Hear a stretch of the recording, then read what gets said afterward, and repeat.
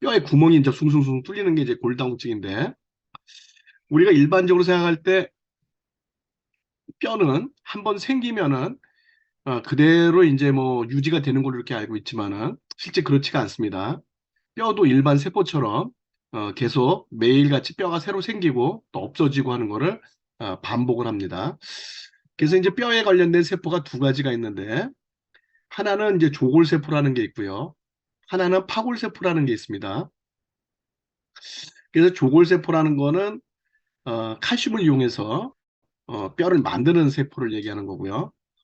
파골세포라는 거는 낡은 뼈를 파괴해서 제거하는 세포를 얘기합니다. 그러니까 이제 파괴하는 속도보다 만들어지는 속도가 느려지면은 이제 뼈 밀도가 떨어지게 되겠죠. 그걸 우리가 골다공증이라고 한다 이런 얘기예요. 그래서 이제 조골세포, 이 뼈를 만드는 세포가 뼈를 파괴하는 속도보다 느리게 되면은 그건 골다공증이 오는 건데, 자, 정상적인 뼈도 이렇게 가운데 보면은 이렇게 구멍이 뻥뻥 나 있습니다. 뼈가 꽉 차 있는 게 아니에요. 구멍이 나 있는데 골다공증 환자를 보면 이 구멍이 굉장히 크죠. 이게 이제 여기 그 뼈에 있는 칼슘들이 다 녹아 나와서 이렇게 그 구멍이 이제 뻥뻥 뚫린 이런 그 뼈를 우리가 이제 골다공증이라고 얘기를 하고요. 이렇게 골다공증이 되면은 뼈가 약해져서 이제 쉽게 부러지게 되죠. 그거를 이제 우리가 이제 골다공증이다. 이렇게 얘기를 하는 겁니다. 자, 그럼 골다공증이라는 게 뭔지 제가 동영상을 통해서 잠깐 좀 보고 하겠습니다. 몸속 뼈는 평생 허물고 짓는 일을 반복한다. 그 역할을 하는 것이 하골세포와 조골세포인데, 하골세포는 낡은 뼈를 갈아서 흡수하고, 조골세포는 뼈를 새로 만들어 빈 곳을 채운다. 하지만 하골세포의 속도를 조골세포가 따라가지 못하면 뼈는 구멍이 나고 약해지는데, 이것이 골다공증이다. 여성의 경우 난소에서 에스트로겐이라는 여성 호르몬이 나와 뼈를 파괴시키는 하골세포의 활동을 억제하는데, 폐경을 맞은 여성은 여성 호르몬 분비가 줄어 뼈의 대사 균형이 깨지면서 뼈가 약해지고 닳아 척추가 내려앉으면서 작은 충격에도 등이 붓고 쉽게 뼈가 부러질 수 있는 것이다. 예, 이렇게 골다공증이라는 거는 여성들한테 많이 나타나는데, 보통 이제 그 남자보다 여자들이 이제 골다공증이 10배 정도 많습니다. 그 이유는 여성 호르몬, 여성 호르몬이 아까 그 파골세포 있죠. 뼈를 파괴시키는 세포의 그 활동을 억제하고 있기 때문에 그렇습니다. 자, 그래서 나이에 따라서 이제 골밀도의 변화를 보게 되면은요. 보통 이 30세를 기준으로 해갖고 이렇게 그 뼈 밀도가 급격히 상승합니다. 어,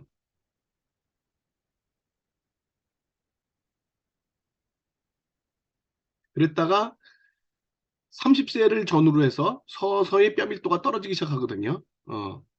그런데 이제 그 여자의 경우에는 이 폐경기, 여성 호르몬이 감소하는 폐경기에 이렇게 급격히 이제 뼈 밀도가 감소하는 거죠.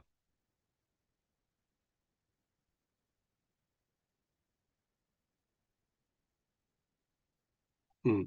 이렇게 남자에 비해서 여자가 급격히 이렇게 그 뼈 밀도가 감소하는 이유는 바로 폐경기가 돼서 이제 여성 호르몬이 감소되기 때문에 남자보다 음,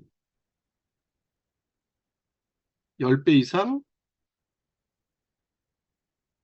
골다공증이 많다는 거죠.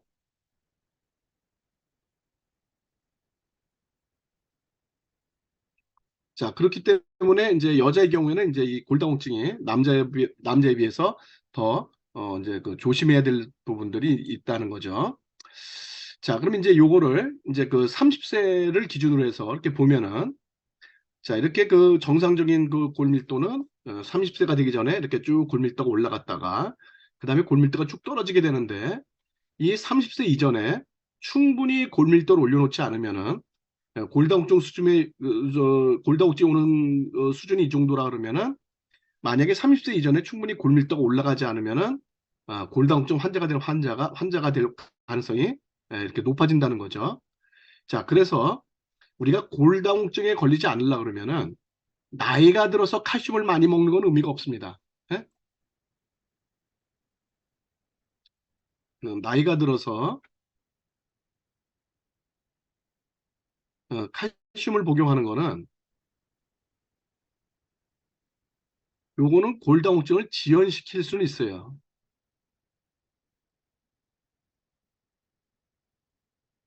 골다공증 지연할 수는 있지만은 골다공증을 근본적으로 그러니까 걸리지 않게 하기 위해서는 30세 이전에 30세 이전에 충분한 칼슘을 섭취해야 됩니다. 어. 근데 우리는 보통 나이가 들어서 칼슘을 섭취하지 젊을 때는 칼슘 섭취를 잘 안 한단 말이죠. 이게 이제 문제인 거예요. 그래서 이제 그 골다공증에 걸리지 않으려면은 30세 이전에 충분한 칼슘을 섭취해야 골다공증이라든지 노후에 그 예방을 할 수도 있고 그 다음에 이제 그 키 성장에도 도움이 된다는 거죠. 그래서 여러분들이 칼슘 제제를 뭐 소비자분들한테 이제 소개를 할 때 나이 든 사람들한테 보통 많이 소개를 하겠지만은 여러분들이 주 고객 대상으로 해야 되는 거는 사실은 성장기에 있는 젊은 사람들한테 이 그 칼슘 섭취를 많이 하도록 권장을 해야 되는 겁니다.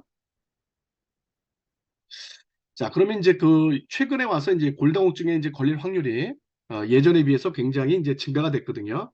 왜 현대인들은 이 골다공증이 점점 증가가 됐냐 하면은 자, 칼슘 이제 하루 섭취 권장량이 있어요. 그게 이제 얼마냐면은 하루에 약 700에서 800mg을 섭취하도록 되어 있습니다. 자, 이만큼을 하루에 섭취해야 골다공증에 걸리지 않는다는 얘기죠. 근데 실제로 우리 몸에 섭취되는 칼슘 섭취량은 실제로는 하루에 500에서 500mg밖에 안 됩니다. 자, 요거는 이제 뭐냐면 음식을 통해서 섭취가 되는 거죠. 그렇죠?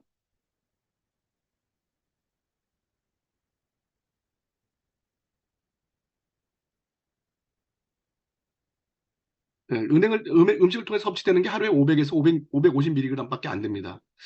자, 그렇기 때문에 하루에 200에서 250mg 정도가 칼슘이 항상 부족한 거예요. 어. 그래서 이거는 건강보조식품을 통해서 보충을 해야 된다. 근데 우리는 이제 보통 이제 골다공증에 걸리기 전이나 또는 나이가 들어서 이제 뼈 밀도가 떨어지게 되면 그때 가서 이제 칼슘을 섭취하는데 그게 아니라 젊은 사람이라 하더라도 하루에 200에서 250mg 정도의 칼슘 섭취가 우리가 음식을 통해서 섭취하는 거는 이 정도 항상 부족하기 때문에 이런 건 반드시 건강보조식품을 통해서 보충을 해야 된다. 그럼 이 건강보조식품을 통해서 얼마나 보충해야 되냐면은 하루에 300에서 350mg 정도 이 정도는 이제 섭취를 해줘야 된다는 거죠. 왜냐하면 100% 흡수가 되는 게 아니거든요, 칼슘이. 그렇기 때문에 100% 흡수되지 않기 때문에 좀 더 많은 양을 섭취해야 하루 필요량을 우리가 하루 필요량을 섭취하게 된다는 거죠. 자, 그런데 왜 이렇게 이제 우리가 음식을 통해서 섭취하는 칼슘량이 이렇게 그 하루 필요량만큼이 안 되느냐?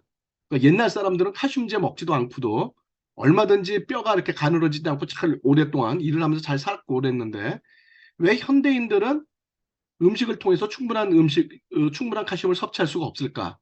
이 이유는 첫 번째는 뭐냐면은 자, 첫 번째 칼슘 자체가 흡수가 잘 안 됩니다. 그렇기 때문에 최근에 이제 우리가 이제 항생제를 먹는다든지 또는 약물이라든지 또는 식품 첨가물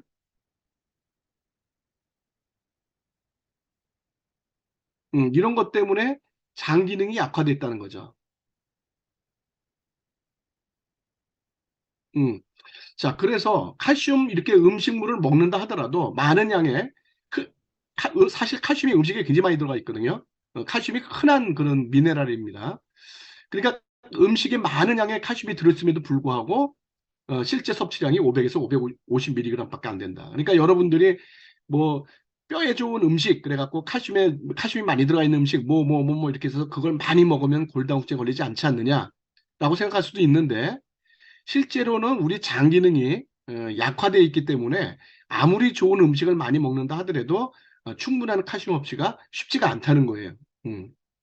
그다음에 두 번째는 뭐냐면은 옛날에 비해서 육류 섭취가 과다해졌습니다. 옛날에는 이제 고기가 흔하지 않기 때문에 실제적으로 이제 그 과거의 어떤 기록을 보게 되면은 이 고기라든지 이런 거는 귀족들만 먹고 일반 평민들은 고기 먹기가 굉장히 힘들었죠. 그래서 이제 주로 평민들이 먹었던 고기들은 닭고기라든지 또는 개고기라든지 이와 같이 이제 좀 흔하게 먹을 수 있는 그런 것들을 먹었는데 돼지고기 같은 것도 옛날에는 굉장히 먹기가 힘든 그런 고기였습니다. 그러나 최근에 와갖고는 고기는 뭐 매일같이 먹지 않습니까? 거의 고기 안 들어가 있는 음식이 없을 정도로 우리는 고기를 매일 먹는데 이 고기 속에 들어가 있는 이 인 섭취가 증가하게 되면은 이 인이 칼슘 흡수를 저하시킵니다. 그러니까 우리가 아무리 음식물에 많은 칼슘이 들어있다 하더라도 육류 섭취가 과다해졌기 때문에 칼슘 섭취가 떨어질 수밖에 없다. 그 다음에 이제 칼슘 흡수를 저하는 음식들을 많이 섭취하게 되는데, 자, 여러분들이 어떤 음식이 칼슘 흡수를 저하시키느냐, 이걸 보면 좀 놀랄 수도 있습니다, 여러분. 자, 어떤 음식들이 칼슘 흡수를 저하하느냐. 자, 사골국. 여러분, 칼슘을 먹는다고 그래서 사골국 많이 먹죠. 그쵸? 칼슘 섭취를, 칼슘이 많이 들어있다 해서 사골국을 먹게 되는데, 실제로 사골국은 기름기가 많아갖고, 그 다음에 인이나 기름기가 많아서 오히려 칼슘 흡수를 저하시킵니다. 그 다음에 이제 우리가 청량음료 많이 마시지 않습니까? 콜라라든지, 음, 뭐 사이다라든지 이런 거 많이 마시잖아요. 그 다음에 특히 우리나라 커피 소비량이 전 세계 1등이죠. 인당 소비량이. 우리나라 사람들 커피 엄청나게 많이 마십니다. 근데 이 커피도 칼슘 흡수를 저하시켜요. 그리고 커피를 안 마시는 사람은 또 몸에 좋다고 녹차를 마시거든요. 그렇죠? 이 녹차도 칼슘 흡수를 저하시킵니다. 거기다 우리나라 사람들이 보통 이제 국제 심장협회라든지 또는 FDA라든지 또 WHO라든지 이런 데서 권장하는 소금 섭취량에 그러니까 권장 소비 섭취량에 우리나라 사람들이 약 2.5배를 먹습니다.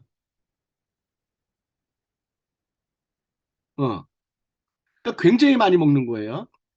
근데 이렇게 많이 먹으니까는 저염식을 해야 되겠다. 그런 생각 안 하셔도 됩니다. 이건 문제가 없습니다, 여러분. 이제 나중에 제 고혈압 강의 들으시면 이제 제가 요거는 따로 또 이게 문제 없다는 거를 이게 설명을 드리는데 의사가 뭐라고 얘기하든 상관하지 마세요. 의사가 뭐 저염식을 해야 된다. 또는 뭐 다이어트 강사가 저염식을 해야 된다. 절대로 믿지 마세요, 여러분. 절대로 믿지 마세요. 이건 의학적으로 절대로 믿으시면 안 됩니다. 어, 소금 섭취량 2.5배 전혀 문제 없습니다, 여러분. 우리나라 사람들이 먹는 거. 참고적으로 이제 나중에 이제 상세한 얘기를 이제 그쪽 고혈압이나 이런 거 할 때 제가 설명을 드리겠지만 세계 3대 그러니까 세 나라가 소금을 가장 많이 먹는 세 나라 고염량 그러니까 고염식 섭취국이 있어요. 세계에서 가장 짜게 먹는 나라 누가 있느냐? 한국, 두 번째 일본, 세 번째 프랑스. 이 세 나라가 세계에서 가장 짜게 먹는 나라입니다. 그런데 심혈관계 질환이 가장 낮습니다.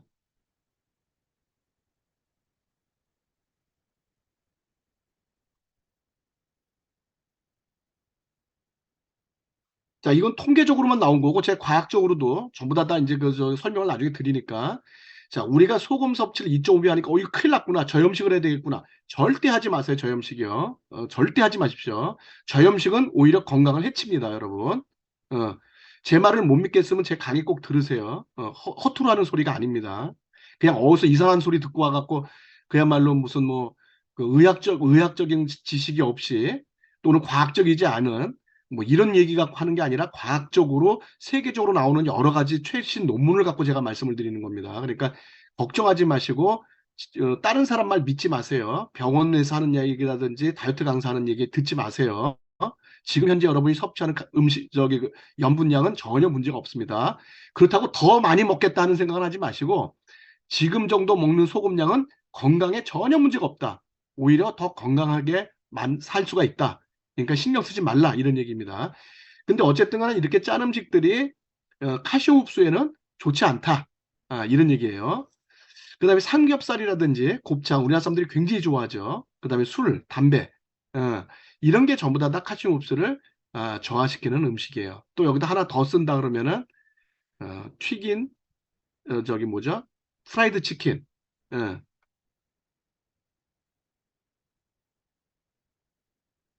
요것도 이제 칼슘 흡수를 저하시킵니다. 자, 이와 같이 우리가 좋아하는 음식들이 전부 다 칼슘 흡수를 저하시키기 때문에 사실은 골다공증 부분에 있어서는 좀 문제가 있는 거죠, 지금 우리나라 사람들이. 그 다음에 이제 비타민 D, 비타민 D가 그 칼슘 흡수를 촉진을 시키는데 문제는 뭐냐면은 우리나라 사람들이 하얀 피부를 되게 좋아하잖아요. 흰 피부. 흰 피부를 좋아하다 보니까는 항상 우리는 뭐야? 자외선 차단제를 굉장히 많이 쓴다는 거죠. 어. 자, 외국의 그 여성들은 오히려 햇볕이 나면 일광욕을 즐기거든요. 근데 우리나라 사람들은 해가 나면은 얼굴 가리기에 바쁘죠. 꽁꽁 싸매기 바쁘지 않습니까? 그러다 보니까 비타민 D가 굉장히 부족합니다. 그러다 보니까 또 골다공증이 많이 생길 수가 있고, 그 다음에 우리나라에서 또 다른 나라와 다르게 이제 스테로이드계 약물을 굉장히 많이 쓰게 됩니다. 그래서 이제 우리나라 사람들의 경우에는 다른 건 문제가 없지만 이 골다공증에 관련돼 갖고는 상당히 지금 그 우리나라 사람들이 외국인에 비해서 많이 위험성에 노출되어 있다. 이제 이걸 여러분들이 알고 계셔야 된다는 거예요. 자, 그러면 이제 병원에 가셔서 골다공증 치료를 하게 된다. 그러면 이제 골다공 치료를 병원에서는 어떻게 하게 되냐면은요. 골 흡수 억제제. 이건 무슨 뜻이냐면은 뼈가 파괴되는 걸 억제하는 겁니다. 아까 제가 얘기했죠. 조골세포라는 게 뭐라 그랬죠? 이게 이제 낡은 뼈세포를 파괴시키는 거라 했잖아요. 그렇죠? 이 조골세포의 작용을 억제시키는 거예요. 파골세포 아니에요? 파골세포. 잘못 썼어요. 죄송해요. 죄송해요. 잘못 썼어요. 파골세포입니다. 네.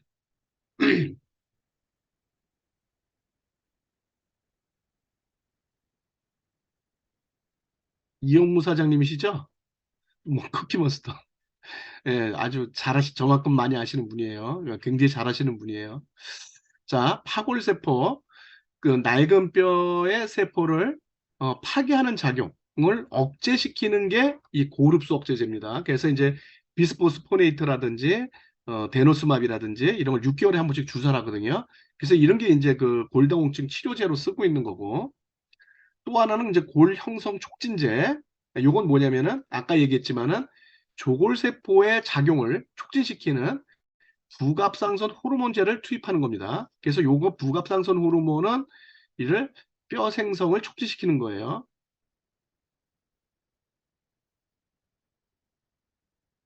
보통 우리가 이제 칼시토닌 같은 호르몬을 요걸 촉진시켜 주는 건데 자 소주맙이라는 요런 이제 그것들을 이제 사용을 하게 되고요. 그 다음에 또 어떤 게 있냐면은 이런 거 말고도 이제 그 병원에서 뭐 칼슘제를 준다든지 또는 비타민 D 처방을 해준다든지 자 이런 거를 이제 간혹가다 해주기도 합니다. 하지만은 이런 것들을 아무리 많이 먹는다 하더라도 저 처방을 받는다 하더라도 칼슘이 섭취되지 않으면 병원 치료는 아무 의미가 없습니다. 반드시 칼슘이 섭취돼야 됩니다. 반드시. 어. 자, 칼슘이 섭취가 되지 않으면 아무리 이런 것들을 병원에서 치료 주사를 약을 맞고 약을 먹고 주사를 맞는다 하더라도 골다공증 개선이 되는 것은 한계가 있습니다. 어. 자, 요건 이제 요거를 의사 선생님이 직접 하시는 얘기를 여러분한테 이제 들려드리도록 하겠습니다. 적절한 칼슘 섭취 없이 골다공증을 치료하는 것은 마치 벽돌 없이 집을 짓겠다는 것과 마찬가지입니다. 따라서 음식을 통해서 충분히 칼슘을 섭취하는 것이 바람직하고 부족할 경우 의사와 상의해 추가적으로 칼슘 제제를 복용할지를 결정하는 것이 좋습니다. 네, 이렇게 이제 칼슘 섭취 없이 병원 치료한다는 거는 벽돌 없이 집을 짓는 거나 마찬가지다. 그건 안 된다는 거죠. 그러니까 칼슘 섭취는 반드시 해야 된다. 병원에서 하는 처방 갖고는 골다공증이 해결되기 굉장히 어렵다. 그러니까 골다공증을 늦출 수는 있지만 골다공증을 해결하기는 어렵다. 자, 그래서 반드시 이제 그 우리가 칼슘을 섭취해야 되는데, 자, 이 칼슘을 우리가 정확히 알아야 됩니다. 칼슘에는 두 가지가 있는데, 무기칼슘이라는 게 있고, 킬레이트 칼슘이라는 게 있어요. 그럼 요 차이가 뭐냐? 이걸 좀 설명을 드릴 건데, 자, 무기칼슘이라는 거는 자연에 존재하는 그대로의 칼슘을 얘기하는 거예요. 자, 이 무기칼슘이라는 거는 뭐냐면 땅 속에 있는 칼슘 성분을 얘기하는 거예요.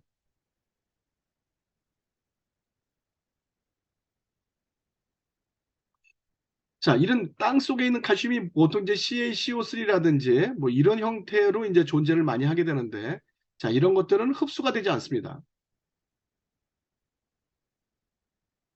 자, 토양 속에 칼슘이 들어있으니까 우리가 칼슘을 섭취하지, 그 칼슘을 사 먹지 말고 흙을 파먹으면 되겠구나. 흙을 먹으면 되겠네. 또는 여기 석회석이거든요. 석회석을 먹으면 되겠네. 또는 분필 성분 있죠. 여러분 학교 다닐 때 분필 쓴 거, 선생님이 쓰던 분필 있잖아요. 그게 칼슘 덩어리란 말이에요. 그럼 분필 먹으면 되겠구만. 그 먹어보세요. 그 다음에 이제 석고상 있잖아요. 그 미술, 그 미대생들이나 또는 미술할 때 이렇게 석고상 놓고 이렇게 뭐 이렇게 우리가 이제 뭐 스케치도 하고 그러잖아요. 그 석고상도 칼슘 덩어리란 말이에요. 그럼 그거 한 번씩 핥아 먹으면 되겠네요. 응? 그럼 칼슘 부족이 없어지겠네요. 그렇지가 않아요. 자, 이런 무기칼슘은 거의 흡수가 되지 않기 때문에 이러한 것들은 먹어봐야 아무런 의미가 없습니다. 자, 그러면 우리가 음식을 통해서 섭취하는 칼슘은 어떤 거냐면은 힐레이트 칼슘입니다. 자, 이건 뭐냐면은 이 식물을 식물이 땅 속의 칼슘을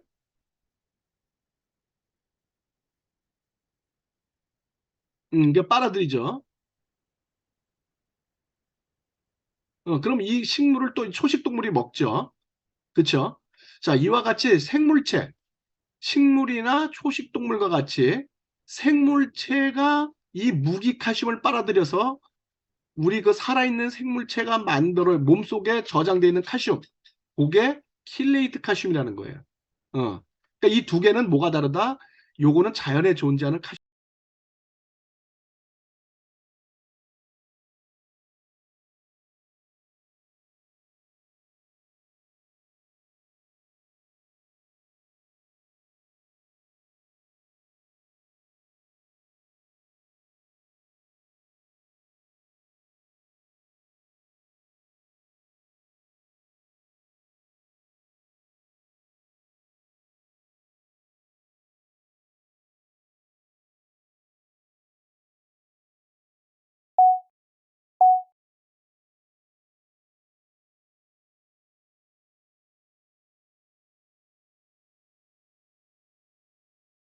시중에서 팔거나 약국에서 파는 거 있잖아요. 거기 그 칼슘 보세요. 칼슘 카보네이트 또는 칼슘 시트레이트 이렇게 써 있습니다. 자, 이건 무기칼슘이에요. 흡수가 거의 안 되는 거예요. 이런 거는요. 그러니까 이거가 칼슘이라고 무조건 먹으면 안 되는 거예요. 그 다음에 그래서 뭐 코스코라든지 또 이런 데 가서 그 막 이만큼씩 파는 칼슘 보세요. 거기 내용물을 보세요. 대부분 다 무기칼슘이에요. 자, 그럼 킬레이트 칼슘이라는 건 뭐냐면은 식품을 섭취했을 때 식품에 들어가 있는 칼슘을 얘기하는데 이 식품에 들어가 있는 칼슘은 이 칼슘하고 뭐가 붙어 있다? 이 무기칼슘하고 유기물이 붙어 있다. 이 유기물이라는 건 뭐냐면은 생물체가 합성하는 성분이죠.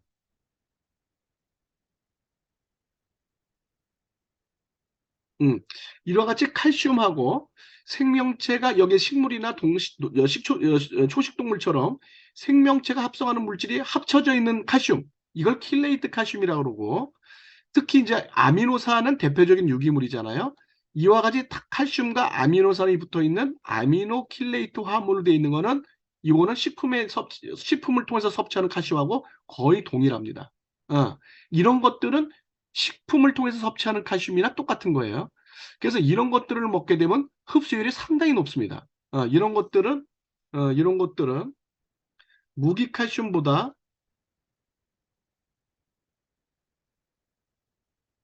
5배 이상 흡수가 잘 됩니다. 여기 들어가 있는 칼슘 카보네이트나 칼슘 시트레이트나 이런 거보다 이거 킬레이터 화물이 돼 있는 게 요게 이제 무기칼슘이니까 얘네들보다 2배 이상 칼슘 흡수가 잘 됩니다. 그러니까는 기왕에 우리가 칼슘을 먹는다면은 이와 같이 킬레이터 화물이 돼 있는 게 훨씬 더 효과적이라는 거죠. 자, 그럼 킬레이트 그 칼슘의 흡수율을 보게 되면은요.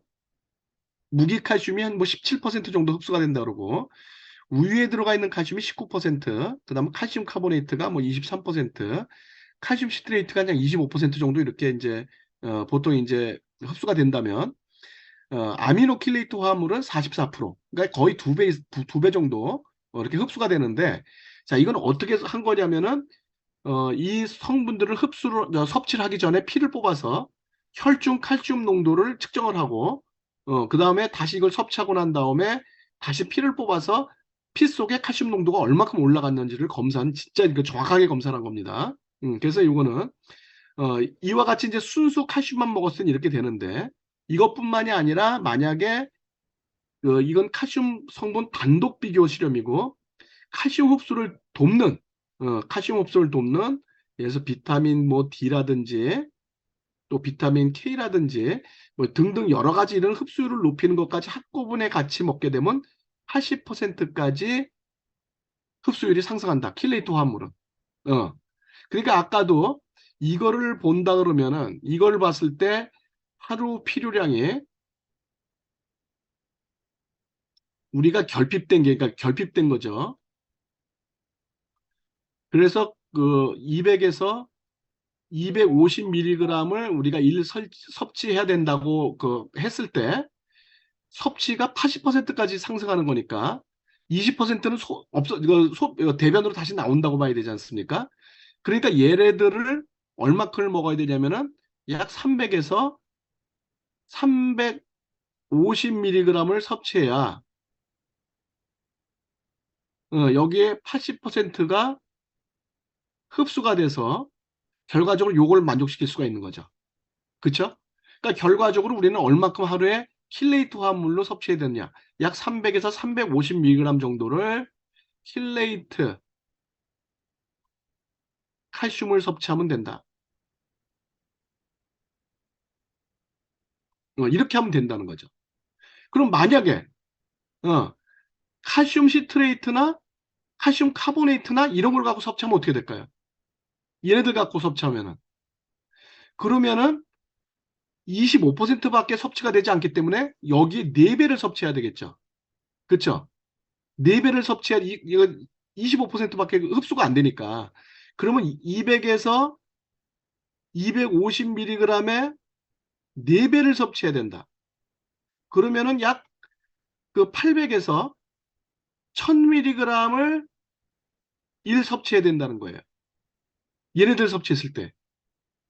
자, 그러니까는 이런 제품으로 되어 있는 것들은 함량이 높아요. 칼슘 함량이 높습니다. 어?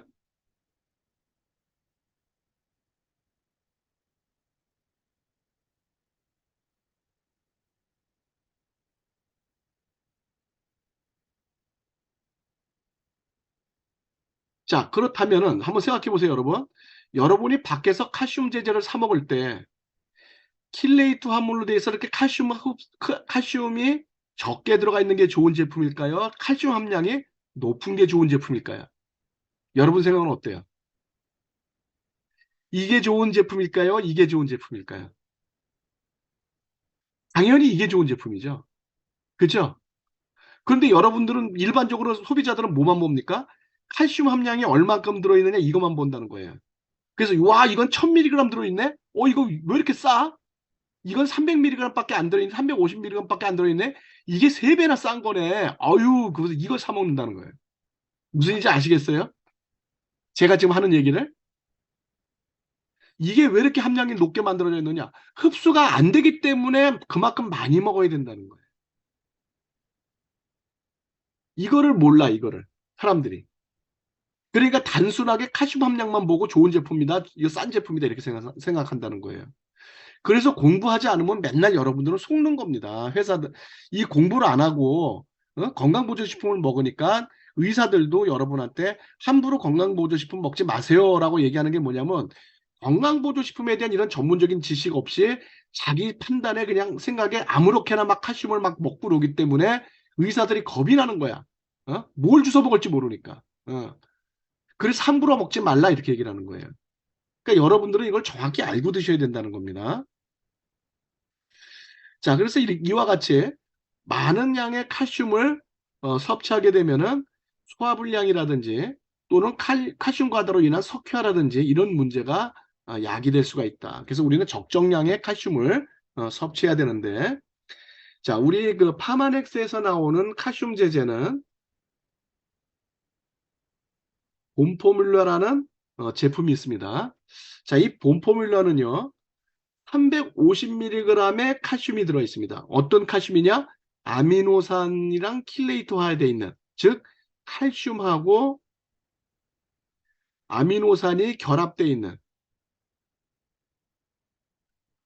자, 이런 칼슘인데 이와 같이 아미노킬레이트 칼슘을 만드는 게 이게 그 특허공법입니다. 자, 파마넥스에서는 이와 같이 아미노킬레이트 공법으로 하루 350mg을 공급하게 되어 있습니다. 자, 이와 같이 아미노산하고 결합되어 있는 칼슘이 비쌀까요? 아니면 칼슘 단독으로 되어 있는 게 비쌀까요? 아무래도 이렇게 아미노산과 칼슘이 결합되어 있는 형태가 비쌀 수밖에 없겠죠. 그렇죠? 식품에 들어가 있는 칼슘이랑 같은 그런 형태로 만들다 보니까. 그러니까 350mg이니까 딴 데 1000mg 들어있는 거하고 비교를 해보면 요게 값이 비싸게 보일 수도 있어요. 딴 거에 3분의 1밖에 안 된다고 생각을 하니까. 근데 그렇지가 않다는 거예요. 자, 그 다음에 또 하나는 뭐냐면은 칼슘만 먹는다고 되는 게 아니라 칼슘과 마그네슘의 비율이 2대 1의 비율로 섭취가 돼야지만 뼈가 만들어집니다. 그래서 칼슘 제제에는 반드시 마그네슘이 같이 들어있어야 됩니다. 이게 두 개가 항상 같이 들어있어야 돼요.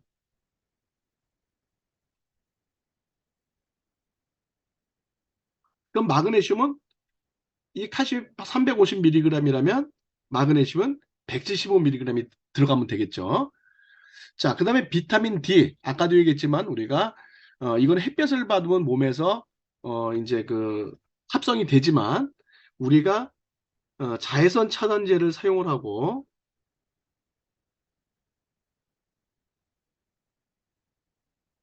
자, 그 다음 비타민 D는 얘는 지용성입니다. 지용성. 그래서 지방에 녹습니다. 그래서 지방에 붙잡혀서 제 역할을 못해요. 그러니까 체지방이 많을 경우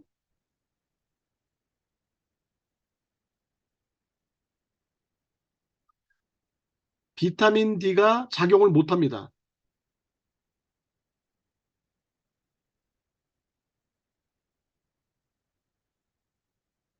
자, 근데 최근에는 우리가 칼로리 섭취가 많아서 이 체지방이 많은 사람들이 많잖아요. 그죠? 체지방이 많고 자외선 차단제를 사용하고 하기 때문에 비타민 D가 부족해질 수밖에 없는 거예요. 근데 그러니까 이 비타민 D가 부족하니까 더더군다나 칼슘 흡수가 안 되는 게 더더군다나 칼슘 흡수에 흡수를 못하게 되겠죠. 그 다음에 비타민 C, 이것도 칼슘 흡수를 도와주는 아주 중요한 비타민입니다. 그 다음에 비타민 K라는 게 있는데 이게 또 굉장히 중요한 거예요. 자, 이건 뭐냐면은 이렇게 뼈가 있을 때 칼슘을 먹는다고 해서 이 칼슘이 여기서 뼈에 가서 달라붙는 게 아니에요. 칼슘을 먹어도 우리가 칼슘을 먹어도 뼈에 붙지 않고 튕겨 나옵니다. 자, 그럼 이 뼈에다가 칼슘을 붙이려고 그러면 어떻게 하냐면은 이 뼈에 먼저 오스테오칼신이라는 게 먼저 있어야 돼요. 어? 이게 풀과 같이 접착제 같은 역할을 해주는 거야. 접착제. 이 오스테오칼신이 먼저 뼈에 가서 달라붙고 여기 가서 칼슘이 달라붙는 겁니다. 그래서 이 오스테오칼신이 잘 생성이 돼야 되는데 이 오스테오칼신이 잘 생성되기 위해서 중요한 게 뭐냐면 비타민 K예요. 이걸 모르는 사람들이 굉장히 많거든요. 이게 비타민 K가 굉장히 중요합니다. 뼈 건강에. 자, 그 다음에 이소플라본 같은 건 뭐냐면은 여성 호르몬이 부족해졌을 때, 갱년기 같을 때 이 부족한 여성 호르몬을 추가로 여성 호르몬과 같은 역할을 해줘서 뼈에 칼슘을 잘 흡수되게 만들어주는 게 이소플라본이에요. 그래서 이와 같이 이소플라본은 뼈로부터 칼슘 이탈을 방지하고 칼슘 흡수를 촉진하게 돼 있는 거예요. 자, 그래서 아주 좋은 칼슘 제제라는 거는 이와 같이 유기물과 합쳐져 있는 킬레이트 화합물로 만들어져 있고 마그네슘도 마찬가지로 킬레이터 화합물로 이 칼슘과 2대 1의 비율로 들어가 있어야 되고, 그 다음에 비타민 D, 비타민 C, 비타민 K, 이소플라본 이런 것들이 다 결합 들어가 있는 칼슘이 세계 최고의 칼슘이다 이렇게 얘기할 수가 있는 겁니다. 그게 바로 본포뮬라라는 거예요. 다른 회사의 그 성분표 보세요. 이렇게 완벽하게 돼 있는데 없어요. 물론 칼슘부터 무기칼슘이 들어가 있기 때문에 가장 기본적인 것부터 차이가 나겠지만 그 밖에 다른 거의 함량도 이와 같이 완벽하게 돼 있는 데가 그렇게 많지가 않습니다. 자, 그래서 골다공증이라는 거는 본포뮬러, 뼈를 만드는데 생성되는데 도움이 되는 성분을 모두 다 포함하고 있기 때문에 이 본포뮬러 하나만 먹으면 뭐 비타민 D를 따로 먹거나 무슨 비타민 K를 따로 먹고 비타민 C를 따로 먹고 여성 호르몬제를 따로 먹고 할 필요가 없어요. 이 안에 다 들어 있습니다. 자, 그 다음에 두 번째 이제 유스라는 걸 왜 먹게 되냐면은 아까 제가 뭐라 그랬죠? 30세가 이후에는 어떻게 된다 그랬습니까? 조골세포가 비활성화돼 갖고 뼈를 점점 만들지 못하게 되니까 골밀도가 저하된다. 그렇죠? 30세 이후로는 30세 아까 생각 봤죠? 30세까지는 골밀도가 쭉 올라가다가 30세 이후 골밀도가 떨어진다 그랬잖아요. 그 이유가 왜 그러느냐? 조골세포가 비활성화돼서 그러거든요. 이 유스라는 거는 이 조골세포를 활성화시키는 거예요.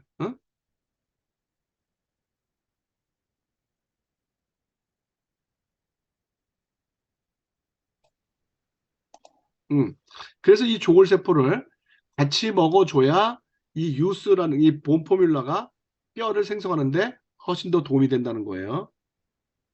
자, 그 다음에 콜라겐 플러스. 이 뼈에도 콜라겐이 필요합니다. 뼈 생성에. 예, 콜라겐은 우리 모든 장기에 다 필요한 거예요.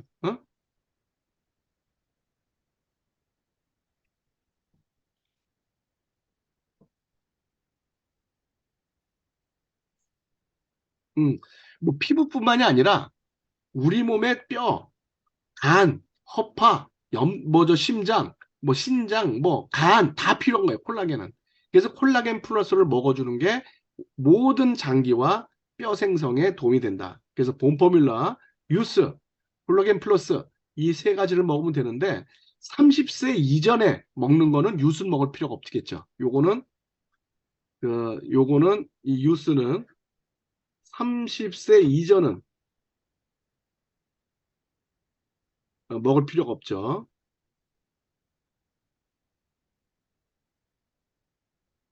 30세 이후에 우리가 뼈 밀도를 올리고 싶을 때 이제 유스와 본포뮬라를 같이 먹어준다라고 여러분이 알고 계시면 됩니다.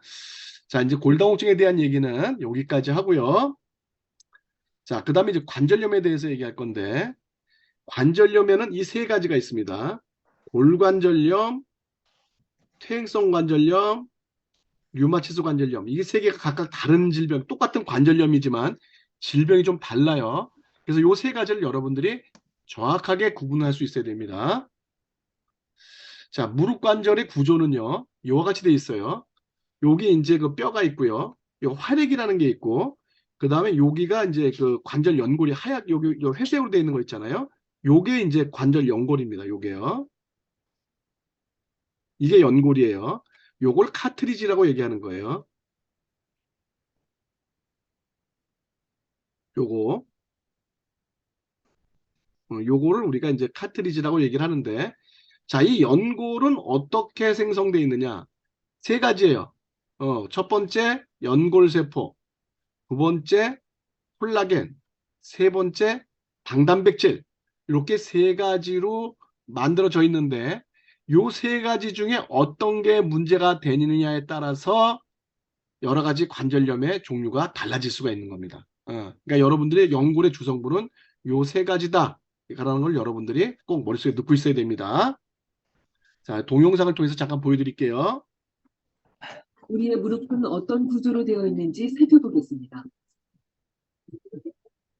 무릎은 가장 앞쪽에 있는 방패 모양의 슬개골, 허벅지에서 내려온 대퇴골, 종아리로 이어지는 경골로 구성됩니다. 무릎 관절 좌우에는 측부인대가 있어 무릎을 단단하게 고정해주고, 관절 안에서는 십자인대가 있어 무릎이 앞뒤로 밀리는 걸 방지해주죠.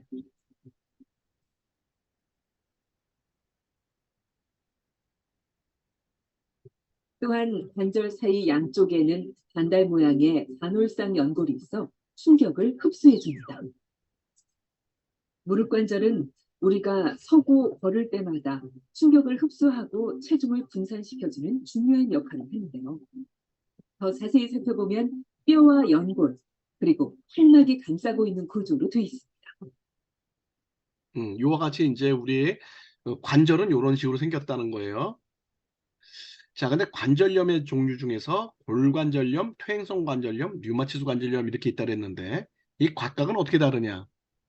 자, 골관절염은 뭐 때문에 생기는 거냐?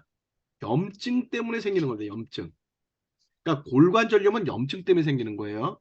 그 염증으로 인해서 아까 그 관절에 세 가지 이제 주요 성분이 있다 그랬잖아요. 그 세 가지 주요 성분 중에서 이 콜라겐이 끊어지는 겁니다. 그래서 탄력이 없어지는 거예요. 그래서 관절에 물이 차는 겁니다.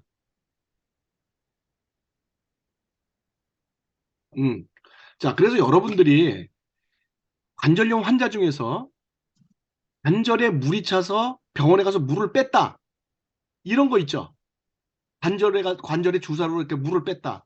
그거는 전부 다 뭐다? 골관절염이다라는 거예요. 무슨 얘기인지 아시겠어요?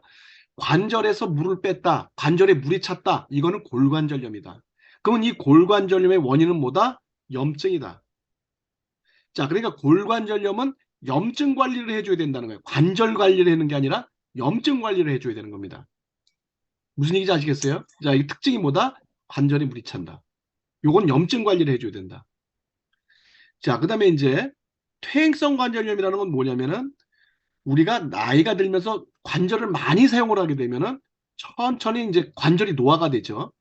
관절이 노화가 돼서 아까 관절의 여러 가지 성분 중에 뭐가 감소한다?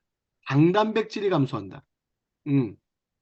이 당단백질이 감소하면은 퇴행성 관절염이 된다.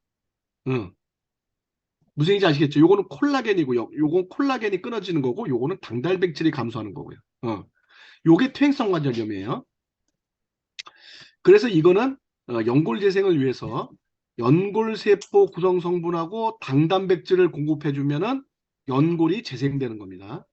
자, 그러니까는 골관절염은 염증 관리를 해줘야 되고요.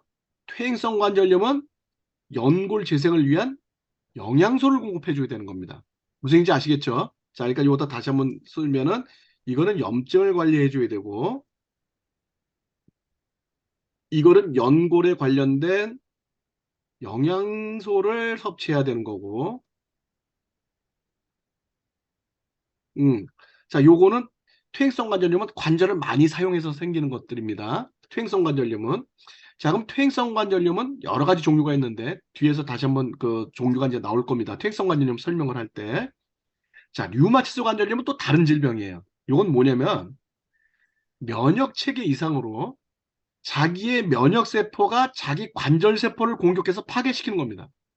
그러니까 이 1번, 2번하고 완전히 달라요. 관절이 닳거나 염증이 생긴 게 아니고 우리 몸에 있는 면역 세포가 세균을 잡아먹는 게 아니라 면역 세포가 거꾸로 우리 관절을 공격하는 거예요. 구테타를 일으키는 겁니다. 우리나라 군대가 우리나라 국민을 죽이는 거나 똑같은 거예요. 광주 민주화 사태처럼. 또는 이제 뭐 저기 박정희 때 이렇게 구테타 일어난 것처럼. 이렇게 면역 이상으로 자기 면역 세포가 자기 관절을 공격하는 게 이게 류마티스 관절염입니다. 그래서 류마티스 관절염은 자가 면역 증상을 억제해야 되고 면역을 정상화시켜야 됩니다. 자, 그러니까 관절염도 이 세 가지 관절염이 관리하는 법이 다 틀린 겁니다. 그래서 이걸 특징을 이제 알고 어떻게 관리해야 될 건가를 알아야 됩니다. 무릎 연골을 좀 더 자세히 들여다볼까요? 연골은 관절면 아래부터 표제층, 중간층, 심층으로 구성되어 있습니다. 연골 안에는 크게 연골세포, 단백당, 물, 그리고 콜라겐이 들어있는데요. 건강한 무릎은 물이 90% 이상 차지하며 탄력이 좋습니다. 하지만 노화가 시작되면 세포수와 단백당이 점점 줄고 물도 말라갑니다. 반면 골관절염은 세포수와 단백당은 크게 변하지 않지만 염증으로 인해 콜라겐이 뚝뚝 끊어져 푸석거리면서 반대로 물이 증가하는 걸 볼 수 있는데요. 이 둘의 결정적 차이는 골관절염은 염증만 잡으면 건강한 무릎이 될 수 있다는 겁니다. 이와 같이 골관절염은요, 염증에 의해서 콜라겐이 딱하게 굳으면서 부러져서 생기는 거기 때문에 요거는 염증만 잡으면 된다. 골관절염은요. 그래서 골관절염이 생기면은 관절에 물이 차게 된다. 그걸 여러분들이 넣고 계시면 됩니다. 자, 그래서 골관절염이라는 거는 물이 차는, 관절에 물이 차는 거다 이거죠.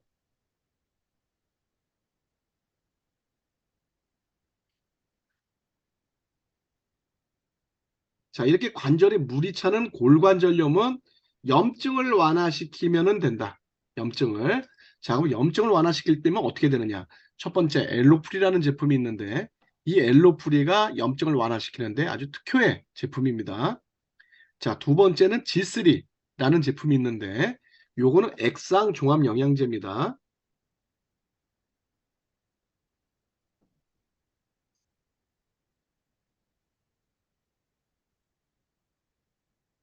자, 그래서 염증을 완화시키고 그 연골을 재생하는 데 필요한 영양을 공급해 주는 게 이제 G3고요. 요거 대신에 라이프팩을 먹어도 상관은 없습니다. 둘 중에 하나를 먹어도 상관이 없어요. 자, 그 다음에 세 번째는 티그린. 요거는 염증을 잡아줌과 동시에 2차 감염을 예방해주는 역할을 해줍니다. 그래서 티그린이라는 거. 그 다음에 카트리지 포밀라. 연골세포에 필요한 콜라겐이나 단단백질을 공급해줘서 관절의 염증을 없앤과 동시에 관절을 강화시켜주는 이런 네 가지 제품, 엘로프리, G3, 티그린, 카트리지 포밀라 이렇게 먹게 되면은 염증이 서서히 완화가 되면서 물 차는 것도 줄어들고 그 결과적으로 골관절염을 개선시키는 데 도움이 될 수가 있는 거죠. 자, 그다음에 이제 그 연골을 재생시키는데 아까 이제 그 연골을 재생시키는데 필요한 게 이제 앞에서 이제 제가 요거 카트리지 포뮬라 얘기를 드렸잖아요. 요게 이제 그 보면은 카트리지 포뮬라에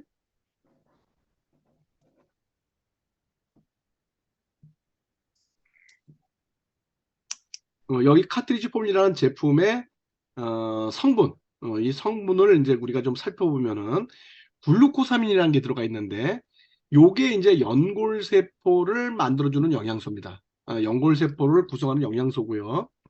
두 번째 콘드로이친이라는 게 있는데 요게 바로 연골에 필요한 당단백질입니다. 요게 그래서 이제 콘드로이친 그리고 콜라겐 이거 연골에 콜라겐을 공급해주는 콜라겐 성분 요게 이제 여기 들어가 있고요. 그러니까 이게 연골세포 아까 연골에 들어가 있는 게 연골세포 그 다음에 당단백질 콜라겐 요 세 가지잖아요. 연골세포의 이제 구성 성분이 요 세 가지가 다 들어가 있는 겁니다. 카트리지 포뮬라에. 그 다음에 이제 그 비타민이나 미네랄 같이 이제 연골세포의 조성분으로 들어가는 것도 다 들어가 있고, 요와 같이 이제 그 카트리지 포뮬라라는 거는 그 관절에 필요한 모든 영양소가 다 들어가 있는 제품이 바로 요 카트리지 포뮬라입니다. 그래서 제가 이제 그 아까 요 골관절염의 카트리지 포뮬라를 이제 여러분한테 이제 그 소개를 해드렸던 거고요. 자, 그래서 이렇게 그 카트리지 포뮬라에는 글루코사민, 이게 이제 그 연골세포, 그 다음에 콘드로이친, 그 다음에 이제 콜라겐, 이런 게 이제 요게 당단백질이죠. 당단백질, 그 다음 루틴, 비타민, 미네랄 같은 것들이 이제 들어가 있어서 수분을 제외한 모든 연골에 필요한 성분들은 여기에 다 들어있다. 이렇게 생각하시면 됩니다. 자, 그 다음에 이제 퇴행성 관절염에 대해서 좀 설명을 드릴게요. 자, 우선 먼저 요 동영상을 먼저 보시고요. 퇴행성 관절염에 대해서 설명을 드리겠습니다. 넓적다리 뼈와 정강이 뼈가 만나는 곳으로 걸을 때마다 무릎뼈 사이에 있는 연골은 충격을 흡수하고 체중을 분산하는 쿠션 역할을 한다.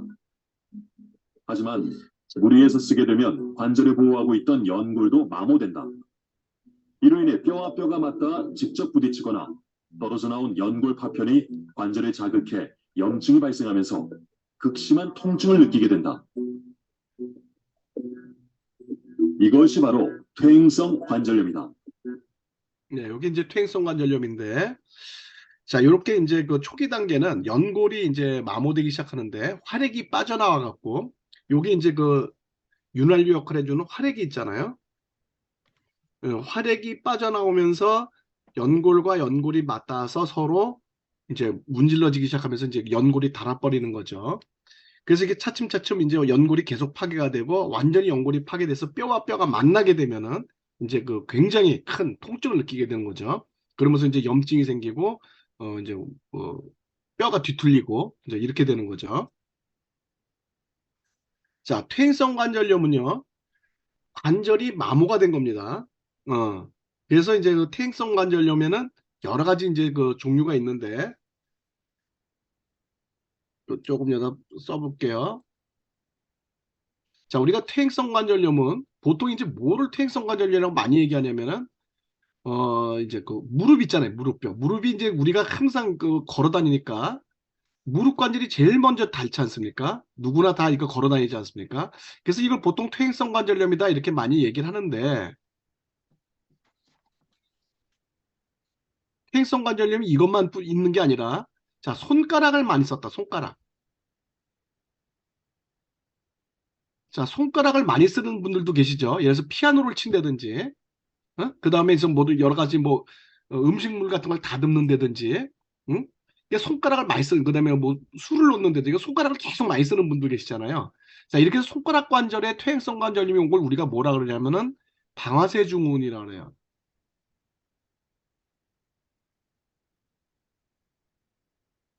자, 그 다음에 손목 관절. 자, 이런 건 어디서 많이 쓰냐면은 주로 이제 화이트 칼라들이 요새 뭐 타이프 같은 거 많이 치잖아요. 그러니까 이게 그 키보드 같은 걸 많이 두들기고 막 이렇게 되면 이 관절을 많이 사용하게 된다는 거죠. 그 다음에 이제 뭐 피부 미용사라든지 또는 이제 머리를 이제 하는 이제 그 미용실이라든지 이런 데 있는 사람들이 손목 관절을 굉장히 많이 쓰거든요. 그 손목 관절에 가서 퇴행성 관절염이 온다는 거죠. 이런 걸 터널 증후군이라고 해요.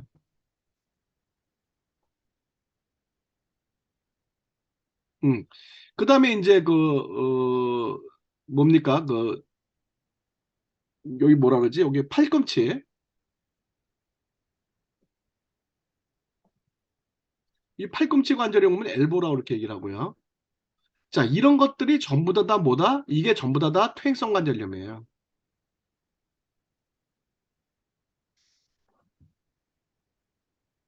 관절이 마모가 돼서 생기는 거예요. 이런 것들이 전부 다.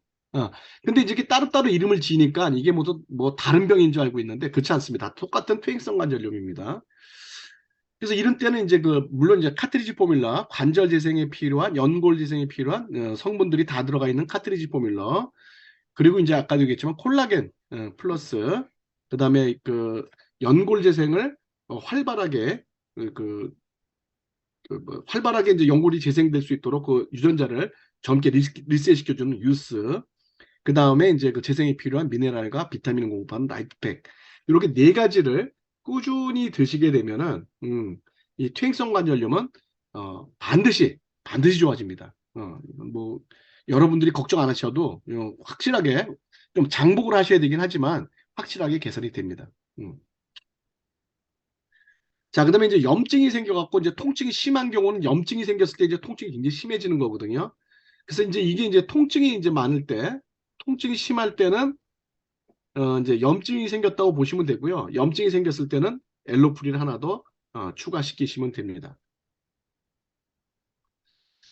자, 그다음에 세 번째 류마티스 관절염이라는 건 뭐냐면은 자가면역 질환이라고 했잖아요. 그럼 이 자가면역 질환이라는 게 뭐냐면은 자, 우리 몸에 이렇게 정상세포가 있고 세균이 있고 막 이렇게 됐을 때 이 세균에 감염되어 있는 요걸 찾아내는 게 이제 T세포라는 거거든요. T세포가 진단을 해서 요건 정상세포구나. 요거는 세균에 감염된 세포구나. 요거는 정상세포구나. 요런 거를 찾아내는 겁니다. T세포가. 그래서 이렇게 세균 같은 거를 발견하게 되면은 거기다 사이토카인이라는 걸 묻혀갖고 우리 그 킬러세포, NK세포라든지 이런 세포들이 얘를 공격해서 죽게 만드는 겁니다. 이렇게 해서 이제 우리 몸에 들어온 세균이나 암세포들이 이제 그 죽게 되는데 이 T세포가 흥분을 해버리면 어떻게 되느냐? 너무 과잉 반응을 하게 되면은 정상세포에다 전부 다 사이토카인을 발라버립니다. 정상세포에다. 그러면 킬러세포는 얘가 정상인지 아닌지 신경 안 써요. 무조건 이 사이토카인이 붙어 있으면 다 죽여버립니다. 그러니까 정상세포가 파괴가 되는 거예요. 결과적으로 이 자가면역 질환이라는 건 뭐다? T세포가 과잉 반응을 해서 생기는 거다라는 거예요. T세포가 과잉 반응을 하게 되면은 자가면역 질환이 생기게 된다. 그래서 이게 자가면역 질환 중에서 관절을 공격하는 거를 우리가 류마티스 관절염이다. 이렇게 얘기를 하는 겁니다. 류마티스 관절염은 우리 몸의 질병을 막아주는 면역세포가 오히려 내 몸을 공격해 염증을 일으키는 자가 면역 질환의 하나다. 류마티스 관절염의 증상은 염증이 나타나면서 관절이 붓는데 이 과정에서 극심한 통증이 나타난다. 특히 관절을 원활하게 움직이게 하는 연골은 혈막을 통해 영양을 공급받는데 류마티스 관절염은 혈막에 염증이 나타나면서 비정상인 염증 물질을 생성해 연골과 뼈를 파괴시킨다. 예, 이와 같이 우리 면역세포가 우리 관절을 공격해서 염증을 일으키고, 그 다음에 이제 그 관절을 손상시키는 게 류마티스 관절염이다. 자, 그럼 퇴행성 관절염과 류마티스 관절염의 차이를 우리가 좀 본다면은 퇴행성 관절염은 아무래도 관절이 마모가 되는 거기 때문에 나이가 들수록 많이 생기지만 또는 관절을 많이 사용할수록 관절을 많이 사용할수록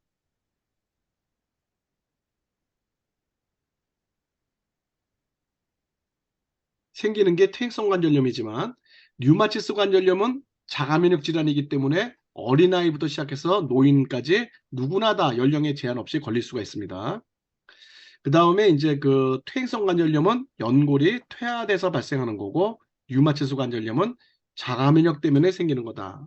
연골이 퇴화되는 거고 요거는 우리 면역세포가 우리 관절을 공격해서 생기는 질병이다. 퇴행성 관절염은 서서히 진행되지만 류마티스 관절염은 갑자기 생깁니다. 갑자기. 어느 날 갑자기 생기는데 보통 어떤 증상이냐면은 아침에 일어났더니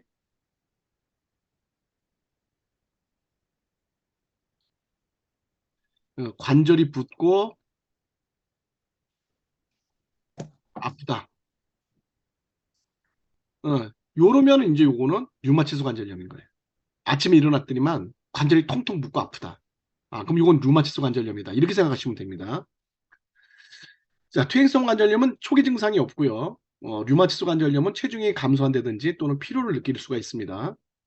그리고 발병 부위는 퇴행성 관절염은 많이 사용한 관절에서 발병이 되지만 류마티스 관절염은 몸 전체 관절 아무 데서나 다 생기게 됩니다.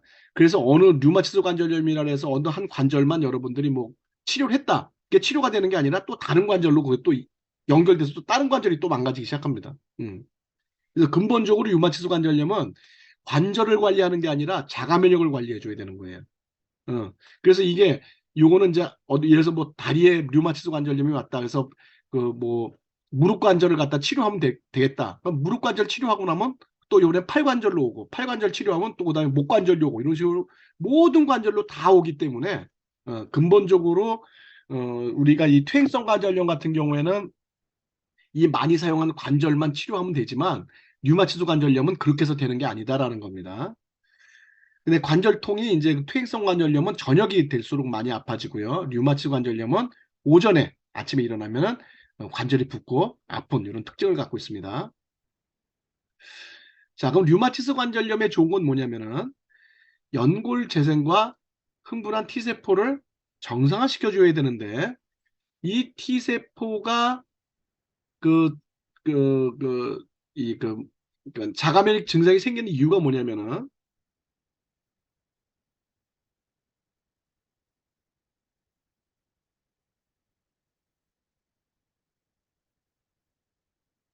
첫 번째는 극심한 스트레스입니다.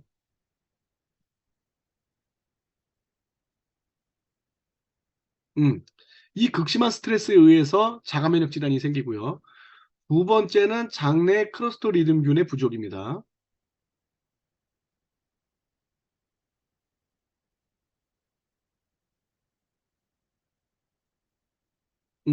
이 클로스트리듬균은요, 이 흥분한 T세포를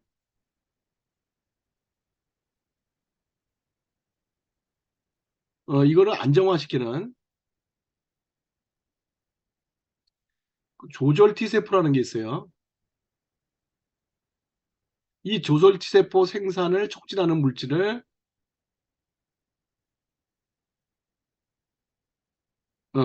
이 클로스트리듬균이 물질을 생산합니다. 자, 그래서 장내 클로스트리듬균이 결핍되든지 또는 극심한 스트레스가 있을 때 자가면역 질환이 생기는 겁니다. 자, 그래서 이런 류마티스 관절염은요, 연고를 제재하는 것도 중요하지만 뭐가 중요하냐? 자, 코티트롤, 요게 이제 스트레스를 완화시키는 겁니다. 응? 극심한 스트레스가 이제 그 원인이 된다 그랬잖아요. 예, 스트레스를 완화시키는 겁니다. 요게 코티트롤이. 그 다음에 또는 뭐냐면 메타, 요게 뭐냐면 장내 미생물을 안정화시키는 거죠.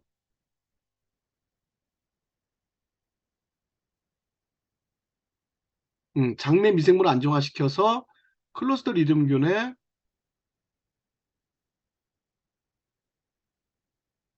생장을 돕는 거죠. 그래서 얘가 이제 조절 T세포를 그 생산하도록, 요걸 이제 생산하도록, 요게 이제 진정의 조절입니다. 조절. 조절 T세포를 생산해서 이제 흥분한 T세포를 진정시키는 거죠. 자, 요렇게 네 가지, 이 네 가지를 꾸준히 먹게 되면은 류마티스 관절염뿐만이 아니라 모든 자가면역 질환은 공통적으로 이 처방입니다.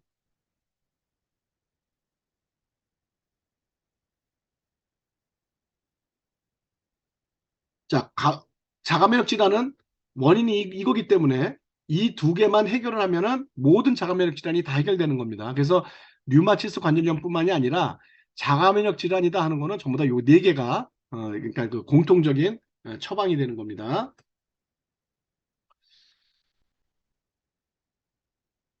자, 그 다음에 추간판 그 탈출증하고 이제 협착증에 대해서 얘기하겠습니다. 자, 추간판이라는 건 뭐냐면은 이 척추뼈 있죠. 여기 이 척추뼈와 뼈 사이에 이렇게 있는 요거 관절 요게 척추. 그죠? 이것도 척추뼈잖아요. 그러니까 추와 추 사이, 추간판. 요 추간판이라는 건 뭐냐면 척추와 척추 사이, 판상으로 되어 있는 연골이다. 그래서 요걸 우리가 디스크 또는 추간판이다 이렇게 얘기를 하는 겁니다. 요게. 자, 이제 요거에 대해서 좀 설명을 드릴 건데, 자, 추간판 탈출증이라는 건 뭐냐면은, 자, 이렇게 추간판을 이렇게 들여다보면은, 이렇게 그 추간판은 이렇게 섬유질이 이렇게 그 둘러싸여 있습니다. 이렇게 섬유질이 이렇게 쭉 이렇게 둘러싸여 있어요. 그래서 이렇게 단단하게 이렇게 둘러싸여 있는데, 우리가 갑자기 충격을 받는다든지, 또는 잘못된 자세에 의해서 계속 한쪽으로 이렇게 저기 그 눌림을 받는다든지 하면 이렇게 터집니다. 이렇게. 추간판이 터져요. 예, 터지면은, 여기에 이제 요게 이제 척수가 내려오는 거거든요. 척수가 이 그 등뼈 사이로 쭉 빠져나오는데 우선 이제 신경이 이렇게 빠져나오거든요. 신경이. 음. 신경이 빠져나오는데 요게 그 추간판 안에 들어가 있는 수액이 빠져나오면서 요게 그 척수에서 빠져나온 신경을 이제 압박을 하는 거죠. 신경을 압박하는 거죠. 이렇게 수액이 빠져나오면서 그러니까 신경을 압박하게 되면은 이 신경에 관련된 곳이 뭐 저리라든지 뭐 팔이라든지 다리가 될 수가 있겠죠. 저림이라든지 그다음에 여기가 이제 통증이 이제 굉장히 심하게 오겠죠. 통증이 온다든지 이런 증상이 있는 게 이제 추간판 탈출증. 이걸 우리가 다른 말로는 디스크다 이렇게 얘기를 합니다. 자, 그럼 이렇게 디스크가 터지는 이유는 뭐냐면은 무리하게 무거운 물건을 들어 올린다든지 또는 추간판에 압력을 주는 잘못된 자세를 오랫동안 유지하는 경우, 이건 이제 잘못된 자세 때문에 그러는 거거든요. 자, 요게 이제 이게 가장 큰 원인입니다.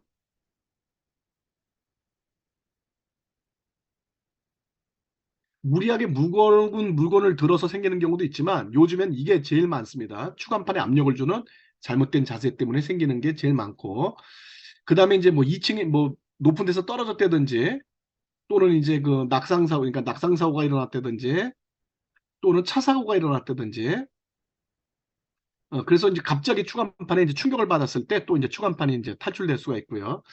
또 하나 요새 많이 나오는 게 뭐냐면 너무 푹신푹신한 불량한 매트리스를 사용해서 생기는 게 굉장히 많습니다, 요새요. 그러니까 매트리스를 잘못 사용해서 생기는 이 추간판 탈출증이 많아요. 그러니까 여러분이 조심해야 될 거는 요거예요, 요거. 잘못된 자세, 그 다음에 이제 삐딱하게 앉아있는 자세 같은 거 있잖아요. 그 다음에 이제 불량한 침대 매트리스 사용하는 경우. 요때 이제 추간판 탈출증이 많이 생길 수가 있습니다.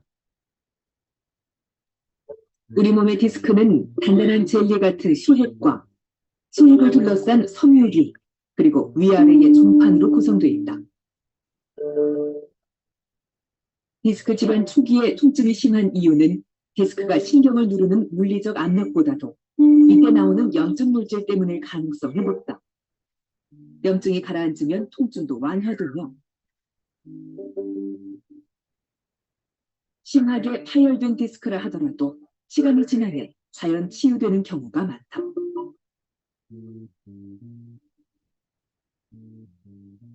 이렇게 추간판 돌출증은요, 통증이 심한 이유가 주로 이제 그 염증에 의해서 이제 통증이 생기게 되고, 그래서 염증을 완화시키면은 통증이 완화가 되고요. 이렇게 통증을 완화시킨 상태에서 추가로 더 그 척추에 무리가 가는 그런 행동만 하지 않고 잘못된 자세를 교정을 하고 또 매트리스를 바꾼다든지 해서 추가적인 어떤 그 자극만 주지 않는다면 저절로 치료가 될 수 있는 게 추간판 돌출증이에요. 그러니까는 추간판 돌출증이 염증을 완화시켜서 통증만 없다면, 그리고 통증을 없애고 생활 습관만 잘 잡으면 사실은 그다지 병원 치료 없이도 잘 치료가 될 수가 있는 게 디스크 또는 추간판 돌출증입니다. 척추뼈와 척추뼈 사이에 있는 디스크에는 혈관이 바로 이어져 있지 않다. 대신 디스크 위아래에 있는 중판을 통해 영양분과 산소를 공급받는다. 때문에 허리를 움직여주면 혈액순환이 원활해져 디스크에 영양분과 산소가 잘 공급되는 반면 한 자세로 오래 있으면 영양분과 산소 유입이 저하된다. 담배는 디스크에 무척 해로운데 체내의 혈관을 수축시켜 영양분과 산소의 공급을 방해하기 때문이다.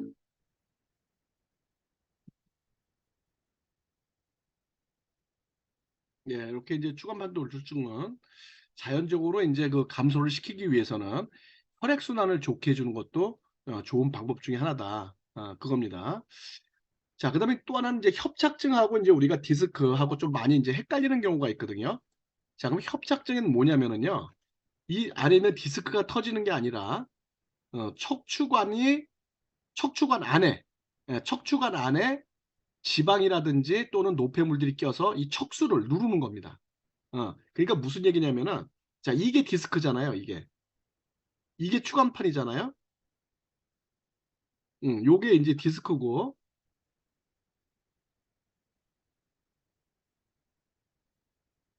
자, 요거는 뭐냐면은, 요거는 척추를 내려가는 척수입니다. 척수. 요게 이제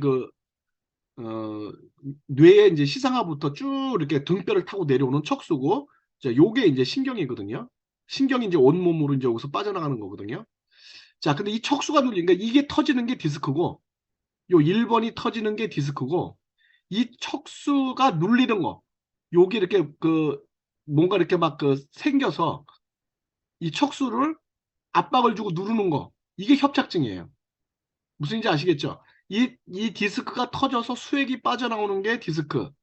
그 다음에 여기 뒤에 척추 뒤에 내려가는 이 척수가 다른 이런 이물질들이 이렇게 껴서 이거를 압박하는 거. 이걸 압박하는 게 협착. 무슨 얘기인지 아시겠죠? 그러니까 이거 디스크하고 협착층하고 완전히 장소가 다른 데죠. 이건 척수가 내려가는 부분이고, 요거는 추간판 쪽이고, 디스크 쪽이고. 배 쪽의 척추체와 등 쪽의 후방 구조물, 그 사이의 빈 공간은 척추관으로 나뉘는데 터널처럼 등 쪽으로 길게 이어져 있는 척추관은 뇌에서 나온 척수액과 신경 다발이 지나가는 중요한 통로다.